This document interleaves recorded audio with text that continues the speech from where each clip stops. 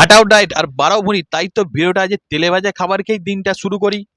इसकी गारंटी मैं नहीं दे सकता। আরে আমার গ্যারান্টি দিতে হবে না বস, তাই তো ভুঁড়ির চিন্তা না করে পাউন্ডটাকে বার করে চলে এলাম কাকার দোকানে হালকা তেলে ভাজা পরোটা, গোল গোল পরোটা খাবার। তাই খোলা শুদ্ধ আলুর তরকারি, হালকা তেলে ভাজা গোল গোল পরোটা দিই দিনটা আজ শুরু করে দেওয়ার পর নেক্সট আইটেমে নিলাম 2 পিস লিট্টি। তেলে ভাজা লিট্টি ছিল, আলুর চোখা আর সবুজ সবুজ চাটনি দিয়ে লিট্টিটাকে ধরিয়ে দিল আমার হাতে। এবার লিট্টিটা ভেঙে চালান করার পেটে এবার লিট্টিটা খেতে জমে গেল, ছাদে কোনো জোরে জোরে পড়লো। খাওয়া শেষ করে নেক্সট আইটেমে নিয়েছিলাম ভেজিটেবল চপস। গরম গরম ভেজিটেবল কাকিমা কড়া থেকে তুলে দিল, বাট খেতে গিয়ে আমার অবস্থা খারাপ হয়ে গেল, এতটাই গরম ছিল ছাঁকা লেগে গেল।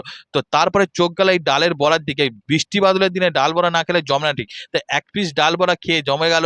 তো আজকে এত তেলে ভাজা খাচ্ছি, কালকে আমার সকালটা কি হবে, অবস্থাটা খারাপ হয়। তাই রাস্তার পাশে দেখতে পাবো মিনি মিনি পকোড়া বিক্রি হচ্ছে, ভেজ পকোড়া।